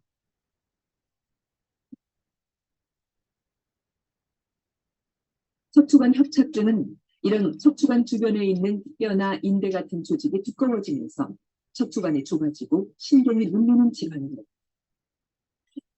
노화와 매우 밀접한 관계가 있다. 주된 환자층 역시 50대 이후 급증한다. 이렇게 척추관은 척수가 눌리는 겁니다. 자, 그러면 추간판 돌출층하고 협착층하고는 어떤 그 증상의 차이가 있느냐? 자, 보시면은 이제 여기 그 추간판 돌출층하고 협착층하고 공통적인 증상이 초기의 공통 증상이 거의 비슷합니다. 자, 그래서 이제 기침이나 재채기를 할 경우에 허리가 뻐근하고 통증이 오고요. 그다음에 다리가 저리거나 다리 감각이 좀 무뎌지거나 하는 게 추간판 돌출증, 협착증 두 개 다 동시에 이렇게 나타나는 증상인데 요 차이점이 있는데 어떤 차이가 있냐면은 추간판 돌출증은요. 허리를 앞으로 구부리면 아픕니다. 허리를 앞으로 구부릴 때 아프면은 추간판 돌출증이에요. 그 다음에 서 있을 때보다 앉아 있을 때 더 아픕니다. 그러면 추간판 돌출증이에요. 그리고 자골신경통처럼 한쪽 다리가 저리고 아픈 거, 요건 추간판 돌출증이고요. 자, 협착증은 앞으로 구부리면 안 아파요. 오히려 또 허리를 뒤로 젖힐 때 아픕니다. 그러니까 허리를 젖힐 때 아프면 협착증, 앞으로 구부릴 때 아프면 돌출증. 그 다음에 서 있을 때 아프면은 협착증, 앉아 있을 때 아프면은 추간판 돌출증. 그 다음에 이제 협착증 같은 경우는 양쪽 다리가 동시에 통증이 올 수가 있습니다. 그 다음에 이제 목 디스크도 이제 이것도 이제 그 돌출 중에 하나죠. 이것도 이제 추간판 돌출 중에 하나인데,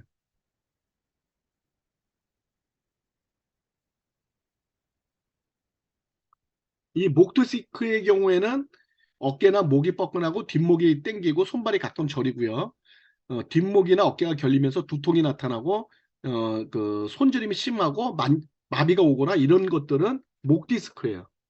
그러니까 다리가 저리는 경우에는 허리 디스크, 그 다음에 손이 저린 거는 목 디스크.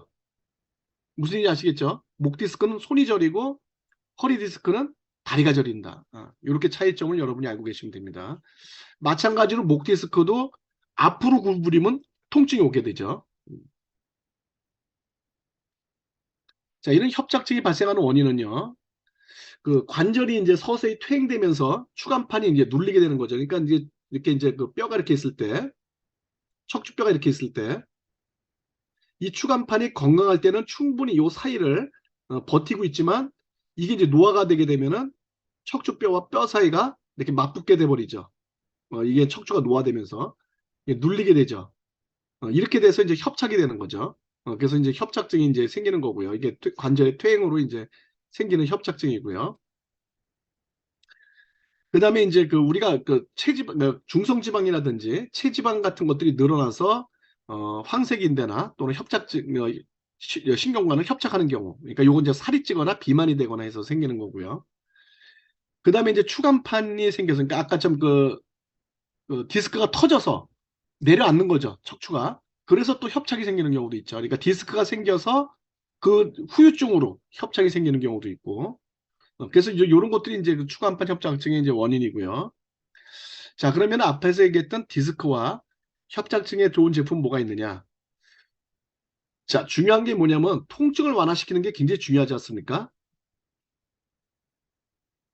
통증을 완화시키려고 그러면 염증을 이제 그 잡아야 됩니다. 협착증이 됐든 추간판 돌출증이 됐든 통증을 완화시키려면 염증을 잡아야 되고 염증을 잡는 데 좋은 게 이 엘로풀이라는 겁니다. 그 다음에 이제 라이프팩, 요게 중성지방을 낮춰주고 염증을 관리하는 데 필요한 영양을 공급해주고요. 그다음 유스, 혈액순환을 돕고 추간판을 강화시키는 역할을 해주고요. 그다음에 메타, 이것도 마찬가지로 염증을 완화시키고 지방 대사를 촉진해서 체지방을 감소시켜주는 거죠.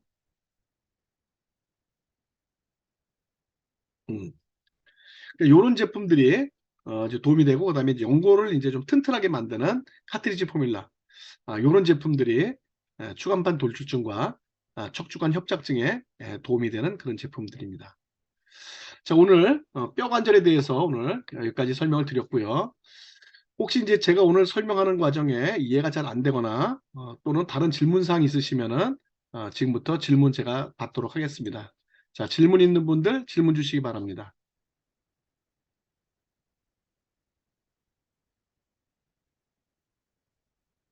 질문 있는 분? 질문 없어요? 혹시 뭐 여기 소비자분 좋으신 분 안 계신가? 소비자분들 뭐 질문 있으면 질문 주세요. 저 질문해도 될까요? 네, 됩니다. 질문 주세요. 그 인공관절 수술하신 분한테 도움되는 게 있을까요? 자, 인공관절은 이미 관절이 인공이잖아요. 아, 그러니까 이제 인공관절은 이제 그 뼈가 이렇게 있으면은 여기 잘라내요. 관절을. 그리고 이 뼈에다가 이렇게 인공관절을 갖다 박는 거예요. 인공관절을. 그러니까 여기 이제 타이타늄으로 되는 인공관절을 박기 때문에 이건 이미 관절이 없어요. 관절이 없는 거예요. 그런데 문제는 뭐냐면은 이 인공관절을 하게 된 원인이 뭐냐는 거죠. 원인이. 이게 퇴행성이냐 또는 류마티스냐. 이거에 따라 달라지겠죠. 자, 퇴행성인 경우에는 이렇게 인공관절을 하면은 그걸로 끝난 겁니다. 뭐, 이거 더 이상 뭐 할 게 없습니다. 근데 대부분 퇴행성으로 인공관절을 하는 사람은 그렇게 많진 않아요. 여러분들이 평생 여러분 어머니 때처럼 밭에 가서 일하고 논에 가서 일하고 무거운 물건 지고 다니고 그런 사람 요새 거의 없잖아요. 그렇죠? 그래서 퇴행성으로 인공관절을 하는 경우는 거의 없습니다. 그럼 대부분의 경우는 뭐 때문에 하느냐? 이 류마티스 관절염 때문에 인공관절을 하는 경우가 대부분이에요. 자, 이런 사람들은 아까도 얘기했지만 하나의 관절을 인공관절로 했다 그래서 해결이 되는 게 아닙니다. 얘는 인체 모든 관절을 공격합니다.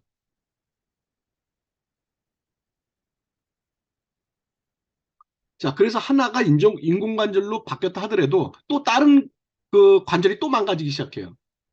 왜? 병원에서는 이 류마티스 관절염에 문제가 되는 자가면역 질환을 고쳐주는 게 아니거든요.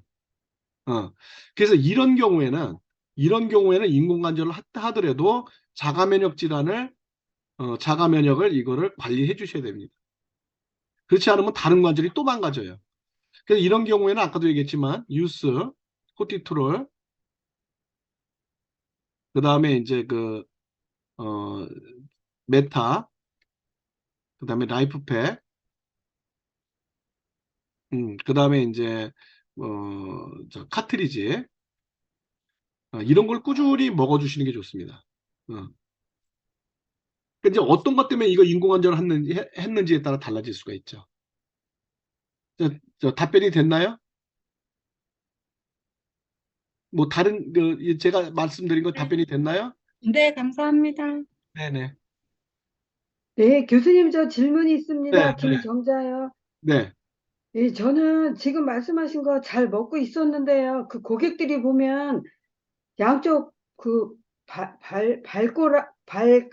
왕발가락 가운데쯤에만 툭툭 튀어나온 분들이 진짜 많거든요. 근데 저도 괜찮았었는데 한 2년 전부터 왼쪽만 이렇게 튀어나와가지고 운동화를 신거나 구두 신으면 아프거든요. 근데 보면 발이 계속 왼쪽으로 돌아가고 있어요. 그러니까 발가락이 있으면 발가락 하나가 위로 이렇게 올라온단 말이죠. 그 왕발가락이 왼쪽으로 계속 휘어지고 있으면서 뭐, 이렇게 휘어진단 말이죠, 안쪽으로. 예, 그러면서 여기가 튀어나왔거든요. 여기가 튀어나오는 거죠. 네, 2년 전부터 그러네요. 근데 네, 소비자분들은 엄청 많이 튀어나와 있거든요. 네. 그러니까 이 발가락이 그 엄지발가락이 안쪽으로 들어오면서 여기가 튀어나온다는 네, 거잖아요. 네. 네네. 근데 좀 아프기도 해요. 아프죠. 자, 이거는 이제 왜 그러냐면은 네. 신발에 문제가 많은 거예요. 신발 거의 구두 안 신는데. 그러니까 이제 뭐 요즘은 안 신을지 모르지만은 좀 이렇게 끼는 신발을 신는다든지 요새 이제 운동화 신으시나요? 네. 이 운동화를 신으셔야 되고요. 아, 대부분 이제 여러분들이 이제 젊을 때 하이힐 같은 거 많이 신잖아요. 그렇죠? 네. 여자분들이 하이힐 젊을 때 많이 신잖아요. 네. 그리고 이제 좀 맵실 내기 위해서 이제 이렇게 좀 꽉 끼는 신발 같은 거 여자분들이 많이 신잖아요. 그래서 이제 생기는 경우가 굉장히 많고요. 그다음에 여기 이제 엄지발가락에 있는 관절, 엄지발가락에 있는 관절이 잘못돼서 그런 경우도 있어요. 안쪽으로 이렇게 자꾸 들어가면서. 어, 근데 제가 왼쪽에 목 디스크가 있었는데 고생 많이 했는데 유스펜 3 먹고 네네. 그 엘로프리하고 먹으면서 통증은 없거든요. 네네. 그러니까 통증 완화는 아까 얘기했지만 염증을 관리하는 엘로풀이라든지 또는 유스라든지 이런 걸 먹으면서 관리를 하시면은 통증은 없어지는데 네. 관절을 건강하게 하려면 카트리지를 꼭 드셔야 돼요. 카트리스 같이 먹고 있는데 이상하게 네, 카트리지 인수하고. 드시고 그다음에 라이프팩하고 네. 요렇게 꼭 드셔야지만 네. 재발도 안 되고 네. 모든 관절을 다 건강하게 유지시킬 수가 있어요. 아, 네네, 알겠습니다. 네네. 감사합니다. 네네. 또 다른 저 질문. 질문이 있는데요. 네네. 네, 그 어머니가 류마티스 관절염이시거든요. 네. 지금 병원에서 처방 받아서 드신 지 한 2년 정도 되셨어요. 네. 근데도 요즘 1년에 한두 번씩 염증 수치가 굉장히 많이 올라가가지고 예.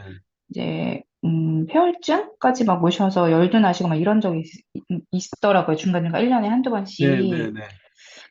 그래서 그런 부분에서 처방해서 계속 먹고 있는데 증상이 이제 완전히 호전되지 않고 계속 그 한 6가지 종류가 6가지예요. 그걸 네. 계속 똑같이 처방을 해주세요. 네. 이런 경우에도 그 아까 말씀해주신 류마티스 관절염에 좋은 그 약품들을 동시 복용이 가능한지 아니면 네, 뭐 제가 어떤 설명을 방법이 드릴게요. 있는지. 네네. 병원에서는 치료제가 아니에요.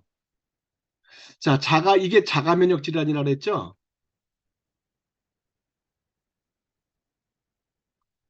그러니까 자기 면역 세포가 자기를 공격하는 거잖아요. 그래서 병원에서 뭘 주는 줄 아세요? 면역 억제제를 줍니다. 이 면역을 억제시키는 거예요. 자가 면역 질환을 갖다 이 면역 세포가 자기 세포를 공격하니까 면역을 억제시켜 버립니다. 그러니까 면역이 자꾸 떨어지는 거예요. 면역을 떨어뜨려요. 면역 억제제를 줍니다. 두 번째, 염증 완화를 시키기 위해 스테로이드계 호르몬제를 줍니다.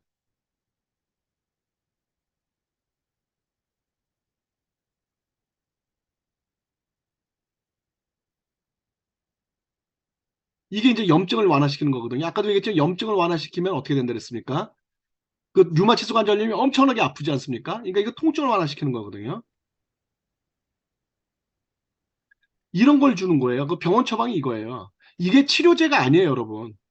절대 치료제가 아닙니다. 이거 먹고 치료되는 사람 제가 본 적이 없어요.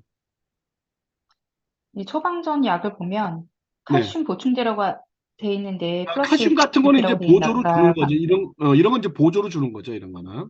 근데 어, 무기칼슘이더라고요. 아까 설명하신 걸 보고선 제가 성분 그러니까 함량을 봤더니 그거는 류마티스 관절염하고 전혀 관계없이 병원에서 네네. 돈 벌기 위해서 하는 처방이에요. 음, 생각해 보세요. 이 관절에 문제가 생겼잖아요. 네. 근데 칼슘하고 관절하고 무슨 관계가 있어요? 칼슘은 뼈에 그러면 관련된 거잖아요. 네네. 아까도 관절에 들어가는 주 성분은 뭐라 그랬습니까? 당단백질이라든지 콜라겐이라든지 또는 이제 연골세포라든지 이런 거라 그랬잖아요. 네. 칼슘이 없었잖아요.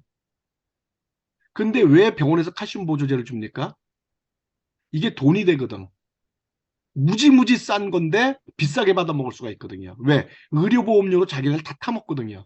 여러분은 돈을 조금 낼지 몰라도 우리 의료보험료에서 병원은 다 돈 가져가는 거거든요. 이게 돈 버는데 제일 좋은 거거든요, 이런 게. 굉장히 싸면서 돈을 엄청나게 받아 먹을 수 있는 게 이런 거거든요. 자, 지금부터 이제 그 잘 들어보세요. 저희 어머니가 류마티스 관절염이었었어요. 저희 어머니께서. 20년 동안 병을 못 고쳤어요.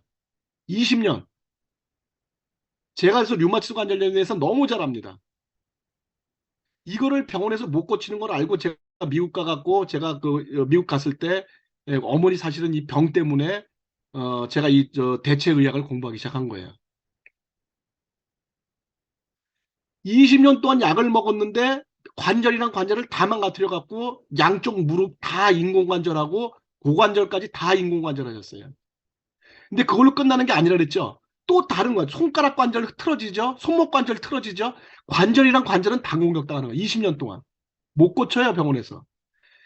우리나라에서 제일 유명하다는 류마티스 관절염 박사를 갖다가 3년, 4년 기다려갖고 치료받았는데 안 됩니다. 못 고쳐요. 자, 그래서 제가 이거를 갖다가 공부하고 와갖고 이거 처방을 해드렸어요. 우리 어머니한테. 자, 염증 수치가 이거 들어가기 전에 24였습니다. 염증 수치가. 24였어요, 우리 어머니가.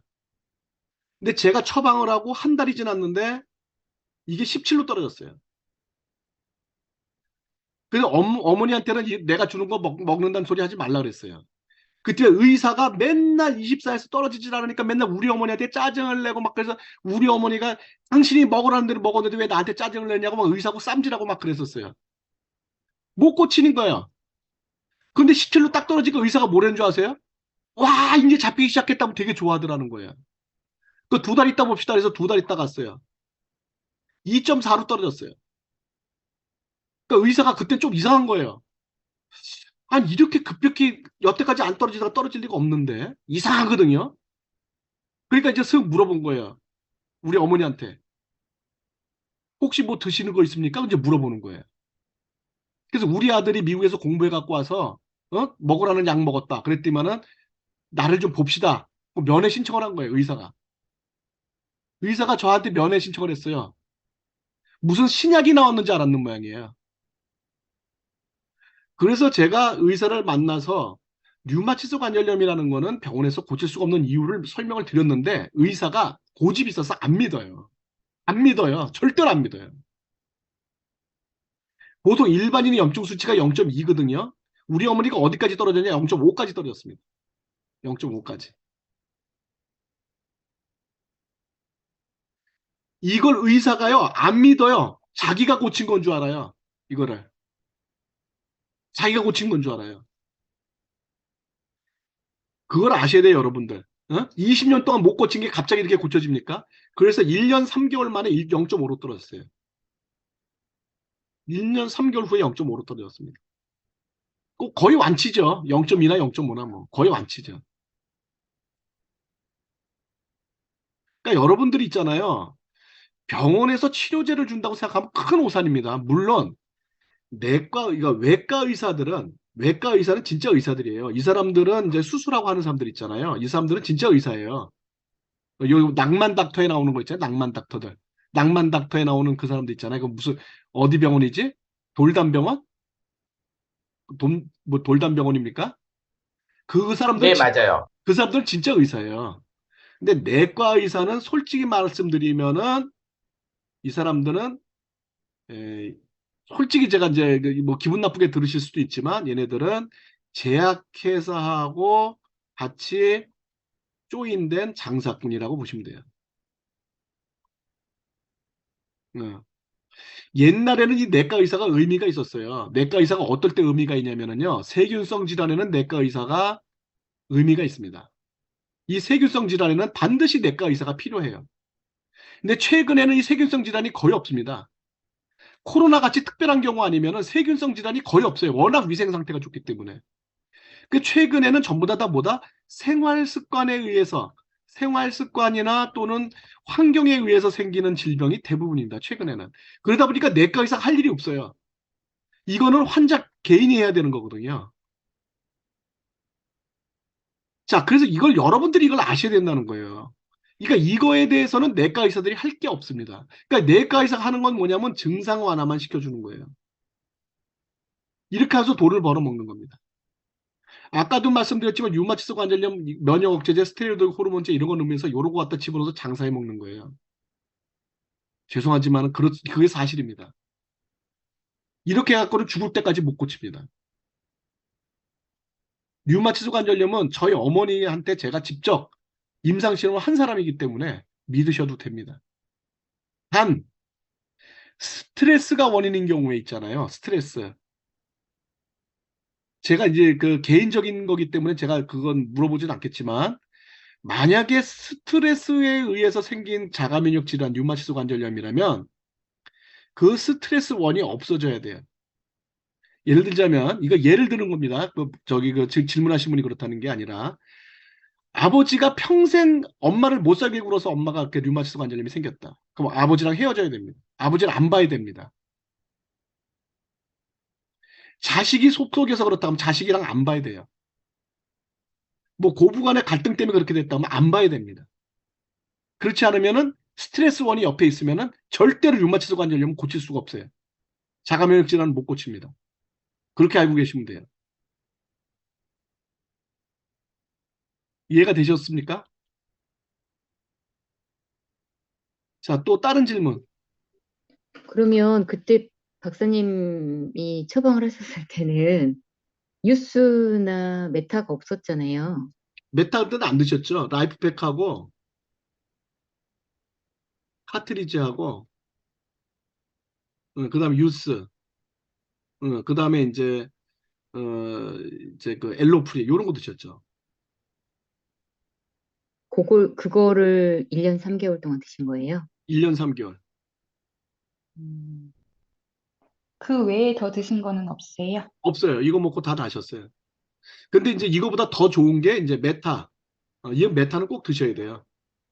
요거는. 그다음에 통증이 심할 때는 엘로프리 드셔야 되고. 근데 이제 엘로프리는 사실은 이건 이제 나중에 이제 통증 완화 때문에 드신 거고, 이거는 이제 초기에는 안 드시는 게 좋습니다.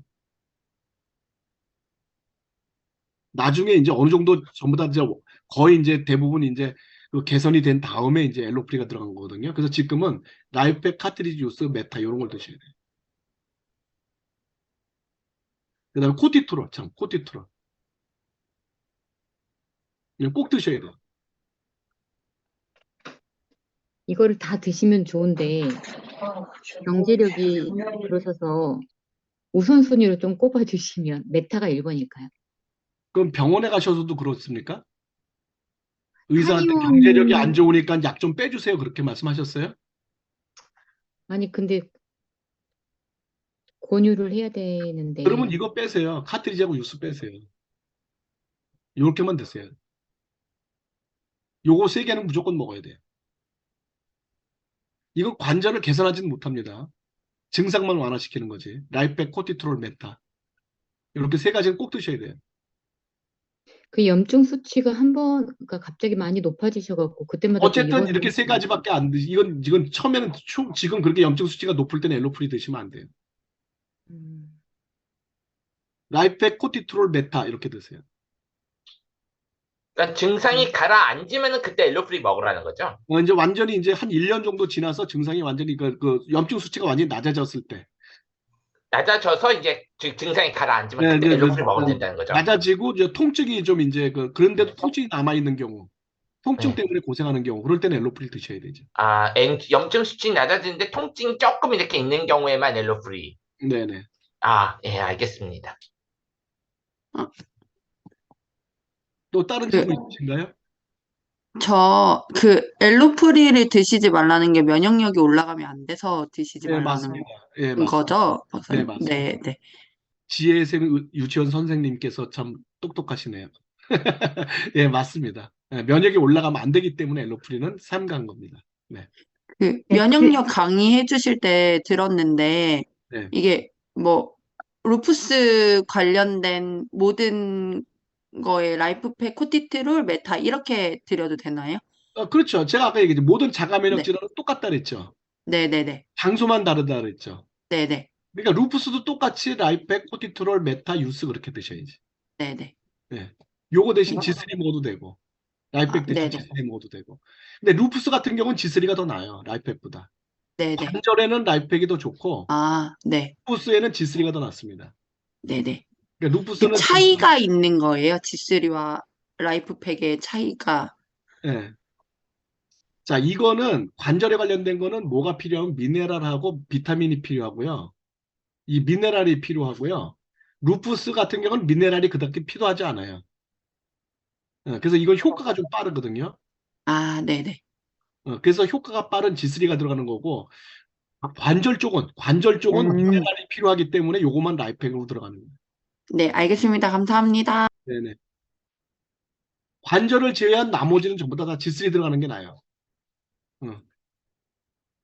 관절을 참, 제외한 관절에 나머지 G3 먹어도 상관은 없죠. 상관은 없는데 라이프팩이 더 좋아요. 관절에. 라이팩이 더 효과가, 왜냐하면은 그 미네랄을 이제 라이팩이 더 잘 공급해주기 때문에 그렇다는 거죠. 네. 김영민 사장님, 목 디스크로 시술 예정인 50대에게 추천 가능한 제품이 있을까요? 아니, 여태까지 뭐 들었어? 우리 김영민 사장님, 여태까지 뭐 들었어요? 예? 아니, 디스크 키크 설명해 놓으니까 왜 또 그 질문하면 나 진짜 김 빠지는데, 이거. 어?